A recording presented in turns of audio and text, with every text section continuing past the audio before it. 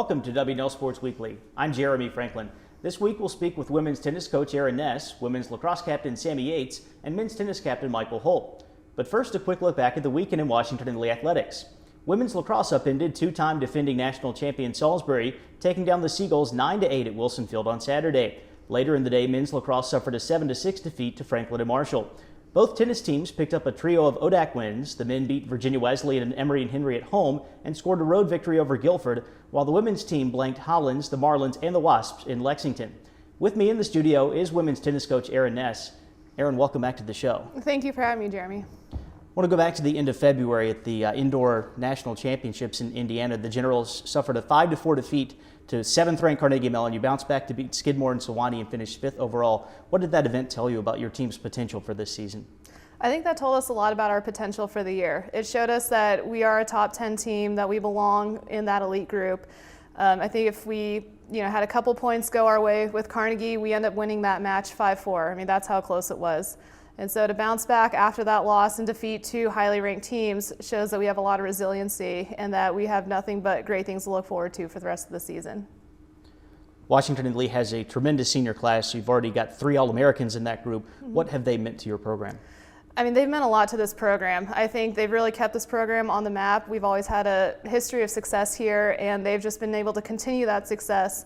And to watch them grow over the last 4 years has really been, a privilege for me. And I think they've stepped up their leadership and they've stepped up the way they conduct themselves. And they're just great people. And that's why we're so successful this year, is because the 5 of them have really stepped up and are leading this team in the direction that we want it to go. You've got 8 ranked opponents left on the regular season schedule. That includes the current top 3 in Division III, Johns Hopkins, Emory, and Williams. You've got a rematch with CMU in there as well. How will playing that kind of competition benefit W&L? I think it greatly benefits us. I mean, our end of the year goal is to be ranked in the top 5 and to get to the quarterfinals of the NCAA tournament. So playing this competition will eventually help us reach that goal and for us to see how we stack up against the best teams in the nation. I mean, Emory is the defending national champion.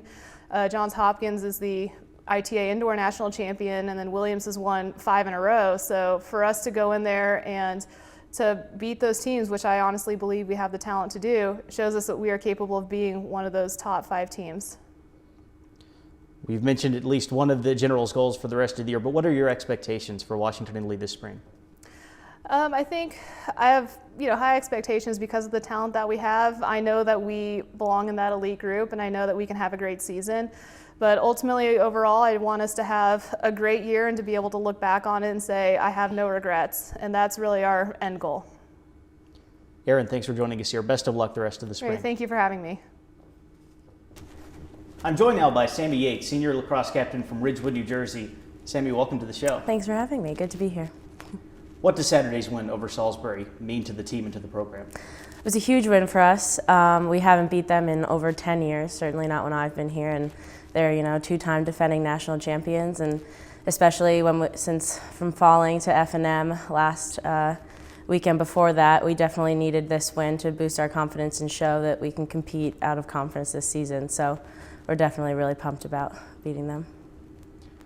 Washington and Lee graduated a terrific senior class last year. How have you and your teammates been able to fill that void both on and off the field? There's no denying that we definitely graduated a huge senior class, bunch of starters in that group, and they were, significant players in the field. But we've tried to focus this season not on replacing them and filling a void, but more so building off of the high level of play we ended the season at last year. And, we've brought in a really good freshman class that's been strong all over the field, and everyone's kind of stepped up in their roles and, shared the leadership across the field. So we've just kind of been trying to get everyone to pull their weight in different positions, and we've switched people around, and we think we've done a pretty good job. How strong is the W&L midfield this year? Midfield's definitely really strong. We have switched things around a little bit. We pulled up Maggie Waxer, who was a low defender last year. She's a midi for us now, and she's been definitely a presence on the attacking end. And so I think, we've brought in a lot of freshman midfielders as well. So everyone's kind of getting their touches and learning how to work together, and we're working on transitioning, keeping us in running shape and everything. And it's definitely going to be a good year. We just lost one of our starting midfielders, Haley Suter, in our Salisbury game to a torn ACL, so that's something we're going to have to overcome, but I definitely think we have the skill to keep pushing forward.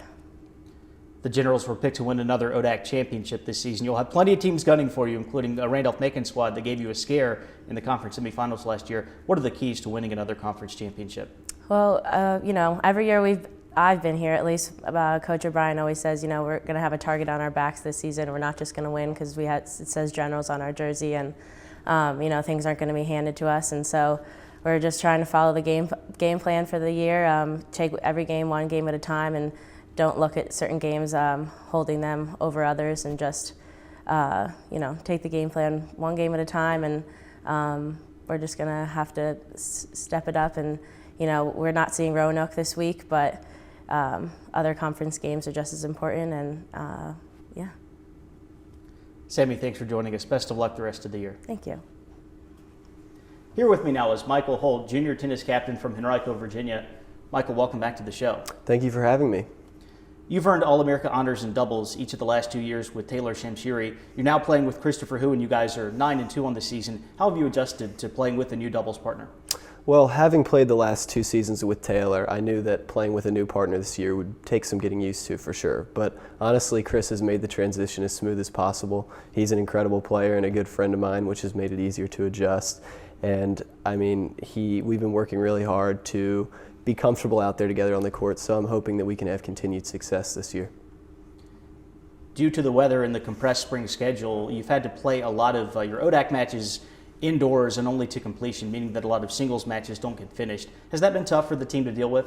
Well, obviously the more match play we can get, the better, so it has been a bit of a bummer to have some of those matches go unfinished. But at the same time, we realize that the majority of the teams in this area are dealing with the same conditions as we are, so we are just trying to make the best of the situation by adding in additional match play to practice, and that's really all we can do. Washington and Lee has a lot of tough opponents coming up, starting with 17th ranked Mary Washington this weekend, running all the way through a trip to the NESCAC during spring break. How exciting is it to play that level of competition? It is very exciting to play that level of competition. We put in all the hard work that we do to be ready for those tough matches, and we use them as measuring sticks to kind of see where we are as a team currently and where we need to go to be able to compete in NCAAs at the end of the year. What can Washington and Lee accomplish in 2015? Well, right now we're dealing with a few injuries, but I think that if we can get healthy and stay healthy, then we will be able to compete with a lot of the top tier teams come NCAA time. And I think as the season progresses, we'll get stronger and stronger. So I think it'll be a good year for the Generals. Michael, thank you for joining us. Best of luck the rest of the way. Thank you. Thanks again for having me. It's time now for a look at the upcoming weekend. 2 Generals have qualified for the NCAA Division III Indoor Track and Field Championship this weekend in Winston-Salem, North Carolina. For the second straight year, Dana Lee will compete for the women in the long jump, while Ian McDonald will represent the men's team in the mile. Both tennis teams will meet Randolph-Macon and Mary Washington on the road. The men will start in Ashland and head to Fredericksburg, while the women's team travels the other way on I-95. Baseball will also visit Randolph-Macon for an ODAC doubleheader. Back in Lexington, women's lacrosse plays host to St. Mary's, and the men will face Randolph at Wilson Field. For W&L Sports Weekly, I'm Jeremy Franklin. Thanks for watching.